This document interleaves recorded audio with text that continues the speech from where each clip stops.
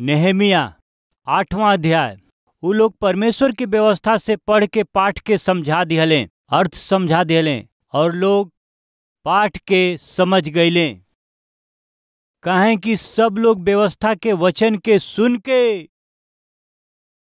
अर्थपूर्ण संदेश के वो सुन के का कैले उ लोग एगो सेवक संदेश के देवे वाला अर्थपूर्ण और आत्मा से भर के आत्मा के आवेश में पवित्र आत्मा परमेश्वर के सहायता से सहयोग से संदेश के लोगन के दिहला से का होला जानत हई, उनमें बड़ा सुधार आवेला। फिर का भइल, काहे कि सब लोग व्यवस्था के वचन के सुन के उ रोवत रहलन जा। जब उ रोवत रहलन जा तब नहमिया जवन अधिपति रहले और यजरा जवन याजक शास्त्री रहले और जवन लेवी लोग के समझावत रहलन जा। नेहमिया एगो अधिपति हमें, हम अधिपति हई, ई प्रचार उ ना कैले, अपना जगह के हम जानत हई। उपदेश के स्थान उपदेश देवे वालन के दिहले, व्यवस्था के बखान करे खातिर परमेश्वर याजक लोगन के दिहले रहले। यही से का कहले देखल जा। और लेवी लोगन के जवन समझावत रहले उ सब लोगन से कहले कि आज के दिन तोहरा परमेश्वर खातिर पवित्र बाटे, यही से विलाप मत कर जा, न रोवा जा। खारा वचन पवित्र आत्मा परमेश्वर की प्रेरणा से खारा वचन जब प्रचार कइल जाला तो लोगन में का होखेला जानत हई, पश्चाताप। आज कलवरी टेम्पल में केहू से भी पूछी सामान्य रूप से उ गवाही दिहन। उ का गवाही दिहन जा, एक समय हम अपना मर्जी से जियत रहली, पाप के काम करत, हम पाप में ओकरा काम में हम डूबल रहली। बाकी प्रभु अपना वचन से हमारा स्थिति के प्रकट करके पवित्र आत्मा परमेश्वर हमरा के निरुत्तर करके हमारा जीवन के सुधार दिहले। ऐसे ही गवाही उ दिहन। ऐसन गवाही के सुने वाला कितना लोग बा, हाथ दिखावे। ऐसन गवाही सुनले बानन जा। यस यस, नेहमिया के समझ में आ गई, परमेश्वर के वचन ही ई लोगन के निर्माण करी। ये वचन के जरिए ही ये लोगन के जीवन बनावे के बा। यही से जे लोग वचन के पहुंचावेला, जे वचन के प्रचार करे खातिर तैयार बा, उनके वो चुन लिहले। एह रीति से तैयार करके उन्होंने लोग के वचन के शिक्षा दिहला के बाद में 9वां अध्याय 1 वचन। फिर वही महीना के 24वां दिन इस्राएली लोग उपवास के टाट पहन के उ लोग सिर पर धूल डाल करके जमा हो गईलन जा। एक दिन उ सब लोग मिल के एगो फैसला कैले का उपवास कैल जाई, का उपवास रहल जाई। दूसर का, तब इस्राएल के वंश के सगरी जाति के लोग अलग हो गईलन जा। हमनी का अलग से रहल जाई, अलग होके खड़ा होके अपना अपना पाप के और अपना पुरखा के अधर्म के काम के मान लिहले, पश्चाताप करे लगले। का कहेलन, उपवास रहे के। का कहेलन, अलग रहे के। का कहेलन, पश्चाताप करे के। काहे खातिर, अपना जीवन के निर्माण कैला बिना, अपना जीवन के सुधरला बिना कितनो अद्भुत नगर में रहला से भी का फायदा। आज हमन में कुछ लोग बा बहुत ही महंगा घर में निवास करेलन जा, 3 bedroom 4 bedroom, 50 lakh 70 lakh 1 crore 2 crore, live में टीवी में ये वचन के सुने वाला में अद्भुत घर के रुआ बनवले बानी। बाकी वो घर में शांति नहीं खे, वो घर में मेल नहीं खे, वो घर में प्यार नहीं खे, वो घर में आनंद नहीं खे, वो घर में परमेश्वर की उपस्थिति नहीं खे। का लाभ होई बताई। कितनो महंगा घर में रहला से का लाभ, बहुत महंगा कार में यात्रा कैला से का फायदा, कितनो महंगा वस्त्र पहनला से का फायदा बाटे, सोना चांदी पहनला से का फायदा, जीवन सही ना होखे तो। ये सच्चाई के नेहमिया जान गईले। इतना अद्भुत नगर के भी बनावला से का फायदा, नगर के चारों ओर भी शहर पनाह बनावला से का फायदा। शहर पनाह में रहे वाला 10 गो या 12 गो फाटक के बहुत मजबूत कड़ी से बनावला से का फायदा बा। अंदर रहे वाला लोगन के दिल सही ना भइला से, उनकर दिल ठीक होके चाही, जीवन सुधरे के चाही। यही से कुछ न कुछ करे के बा। का करे के बा? जीवन के सुधारे वाला परमेश्वर के वचन के उनके सुनावे के बाटे, उनके समझावे के बाटे। वो वचन से ही उनके अपना जीवन के बनावे के बाटे। उन्हन लोग के प्रेरित कैला के फलस्वरूप एक दिन सगरी इस्राएली लोग मिल के अइले। कैसे? उपवास के साथ अइले। काहे खातिर अइले? अलग होकर के। कैसे अइले? उपवास रख के अइले। कैसे अइले? अन्य जाति लोग से अलग हो करके अइले, अपना आप के अलग करके अइले। आके ऊ का कैले? पश्चाताप करके ऊ रोवले। ये सब का कारण का बाटे जानत हई? इतना पश्चाताप कैला के कारण का बाटे देखल जाई। आई दूसर का वचन, तब इस्राएल वंश के लोग सगरी अन्य जाति से अलग हो गईलन जा और खड़ा होके अपना अपना पाप, अपना पुरखा लोग के अधर्म के काम के भी मान लिहले। तब वो लोग अपना अपना जगह पर खड़ा होके दिन के एक पहर तक अपना परमेश्वर यहोवा के व्यवस्था के किताब के पढ़ के वो और अपना यहोवा के व्यवस्था के किताब के पढ़ के वो और अपना परमेश्वर यहोवा के वो दंडवत करके ही रहले। ये बहुत अच्छा बा प्रिय लोग, ध्यान से सुनी जा। वो सब लोग पश्चाताप कैले। वो सब लोग अपना पाप के मान लिहलन जा। अपना कैल पाप के मान के वो पश्चाताप कैले। कारण जानत है दिन के एक पहर तक वो सब लोग उठ के खड़ा होके वचन के वो सुन ले। असली में एक पहर के अर्थ बताई तो 10 मिनट, 20 मिनट या 30 मिनट। एक बेर रउआ सोची। 3 घंटा के एक पहर कहल जाला। 3 घंटा एक पहर होखेला। यानी सबसे पहले उ लोग का कैल इहो बाइबिल में बा। आई देखल जाओ। तब उ लोग अपना अपना जगह पे खड़ा होके दिन के एक पहर तक अपना परमेश्वर यहोवा के व्यवस्था के किताब के पढ़ के और 3 घंटा तक वो वचन के सुनत रहले। बहुत से स्थान में 20 मिनट का संदेश, उहे अमेरिका में देखला से 20 मिनट का संदेश, 30 मिनट का संदेश, 1 घंटा की आराधना, कुछ जगह में आधा घंटा की आराधना, 45 मिनट की आराधना। अब वहीं बेकार के टेक्नोलॉजी आ गई बाटे ना। ये पुलपिट के भी इलेक्ट्रॉनिक टेक्नोलॉजी से उभर देत हमें। हमरा जैसे प्रचारक यदि ये पुलपिट पर आके बाइबल रख के 30 मिनट ही रहुआ के बोले के बा, यदि हम 30 मिनट से अधिका प्रचार करत रहब, रुकब ना तो ई पुलपिट धीरे से वहाँ चल जाई। हम वहाँ अकेला रह जाई, ओकरा साथे हमार बाइबल भी चल जाई। वहाँ रहला से हम कोनो दूसर मैसेज ना शुरू कर दें। वहाँ टेक्नोलॉजी 20 मिनट, 30 मिनट से ज्यादा वचन सुनला के आत्मिकता आज बहुत से देश में नइखे रह गई। 30 मिनट काफी है, काफी है। 30 मिनट बहुत बा। बाकी परमेश्वर का धन्यवाद होके कलवरी टेम्पल में, ये पवित्र कलीसिया में पवित्र वचन के हर रविवार निश्चित रूप से 60 से 70 मिनट तक रउआ सुनत हई। यूथ फेस्ट होके या रात के प्रार्थना होके, विशेष प्रार्थना सभा में रउआ ध्यान देत बानी। 2.5 घंटा, 3 घंटा, 4 घंटा, 5 घंटा बीच में बिना रुकले संदेश देवे के अवसर बहुत बाटे। तो हम लोग में बहुत से लोग वचन से प्रेम करे वाला बाटे। ओहि दिन जीवन के सुधारे के बाटे। सुंदर नगर, सुंदर शहर पनाह के अच्छा प्रजा के रूप में हमनी के रहे के बाटे। तो सुंदर पवित्र वचन के हमहन के सुने के बा। कितना देर तक वचन के सुन ले?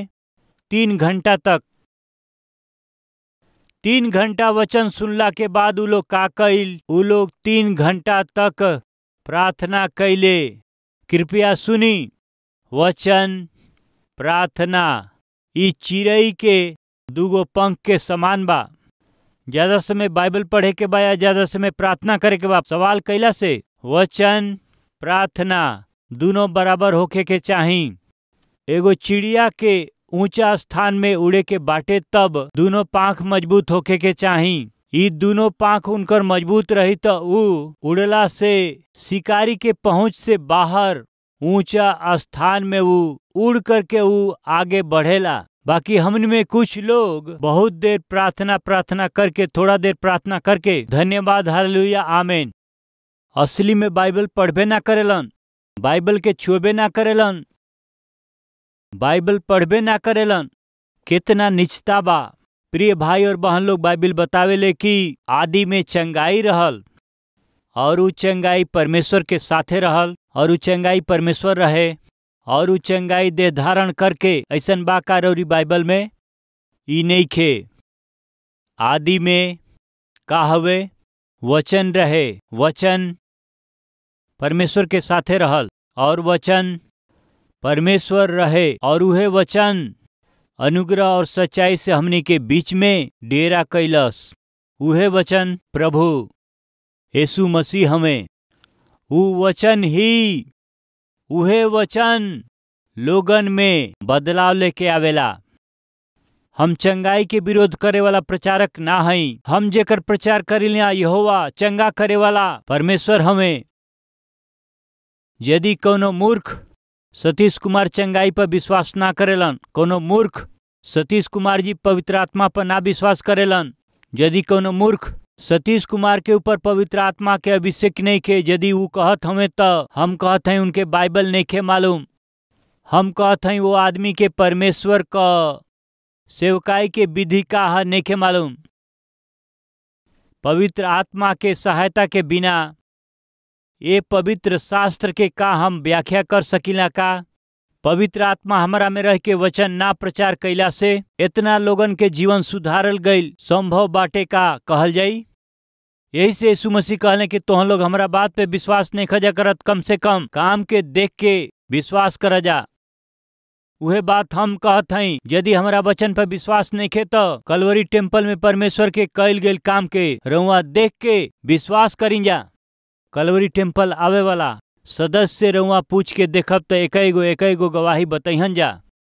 हम 30 साल से शराबी रहली, पत्नी के बड़ा धोखा देवे वाला आदमी रहली, पति के धोखा देवे वाली औरत रहली, माता पिता के रोवावे वाला आदमी रहली, जवानी के नाश करे वाला आदमी हई। एगो बहिन ड्रॉप बॉक्स में एगो लेटर डलली, वो लेटर में का बा? उ का लिखली? भैया नौकरी खाती हम हैदराबाद में अली, हम अपना मित्र के देखत हई, हैदराबाद के पापमय वातावरण के देखत हई। यदि यहाँ कलवरी टेम्पल ना होई और यहाँ रउआ सामर्थी वचन के प्रचार ना करती तो वो वचन के रउआ ना देले होखी तो हमार जीवन पूरा रीति से बर्बाद उ हो गईल रही। ऐसे नेखे बर्बाद भइल तो राउर प्रचार कैल गईल ई वचन हवे। ऐसन गवाही ढेर सारा बाटे, अनगिनत बाटे। प्रिय भाई और बहन लोग, ओहि दिन लोगन के जीवन के सुधारे के बा, बदले के बा कह के नेहमिया का कैले जानत हई? विशेष रूप से सबके एक जगह इकट्ठा कैले। वो ऐसे इकट्ठा करके सबसे पहले का कैले? वचन के। ओकरा बाद में वो प्रार्थना। वचन का करेला कहला से हमनी के कमी के वो दिखावेला। वचन का ह कहला से हमनी के जीवन कितना भयानक बाटे हमनी के आंख के सामने वो प्रकट करेला। देखी बाइबल बतावेले वचन दर्पण के समान बाटे। दर्पण के सामने खड़ा भइला से तोहर कमी दिखाई देई, वैसे ही वचन के रउआ सुनब त अपना कमी के रउआ जान पाइब। वही दिन नेहमिया कैसे वहां के लोगन के जीवन के निर्माण करे खातिर 3 घंटा यदि खड़ा बड़े तो ई समान बात नहीं खे। काहे 3 घंटा उ खड़ा रहले?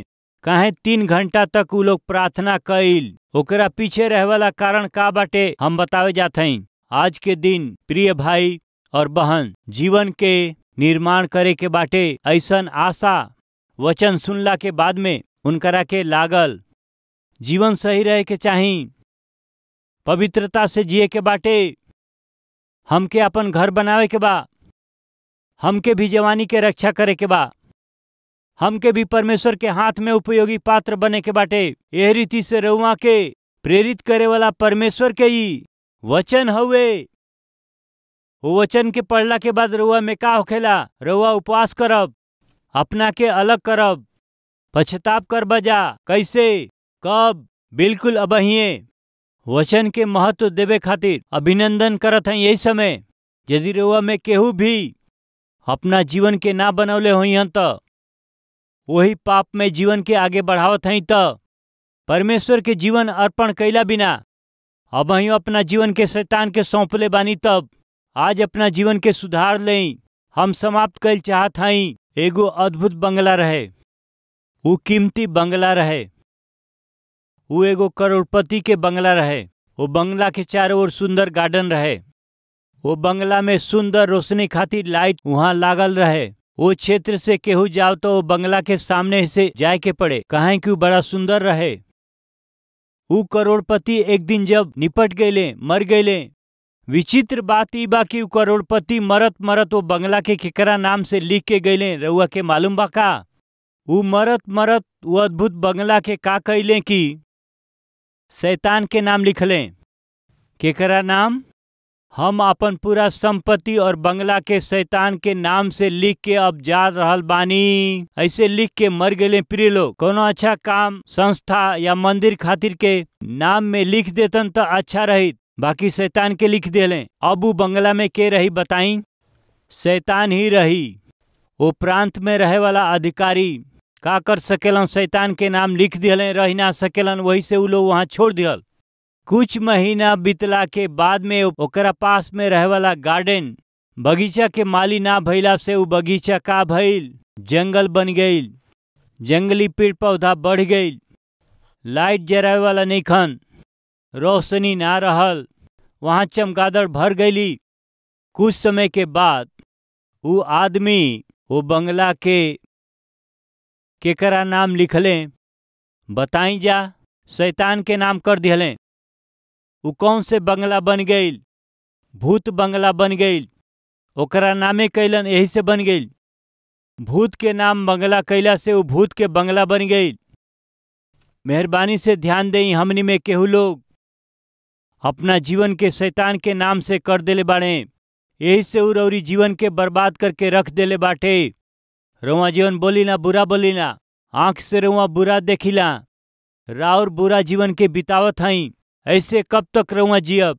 रउरी नाश होखे वाला जीवन के, वो तोहरा पापी जीवन के, पाप में जीवन के प्रभु यीशु मसीह के हाथ में रउआ पश्चाताप करके रउआ सौंप देव तो यही दिन रउरी जीवन के हमार प्रभु पवित्र करी हैं, पवित्र व्यक्ति के रूप में रउआ के बदल दी हैं।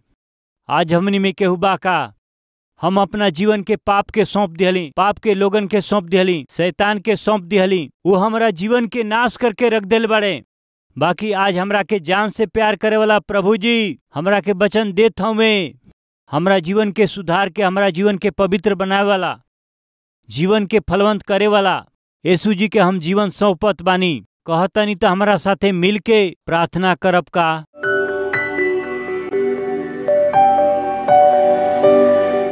महान पवित्र प्रेमी पिता परमेश्वर, सीधा और साफ रीति से बात कैला खातिर धन्यवाद पिता। नेहमिया अद्भुत आत्मिक हमें नगर के ऊ बनौले, फाटक के ऊ बनौले, बाकी लोगन के जीवन यदि ना बनावल जाओ तब हाय बनावल गईल नगर और फाटक का होई? नगर के बनावे के, शहर पनाह के बनावे के, ऐसे बढ़ के लोगन के जीवन बनावल जरूरी बा। वो चाहत रहलन, यही से ओहन लोग के जीवन के खाली राउर वचन ही बना सकेला।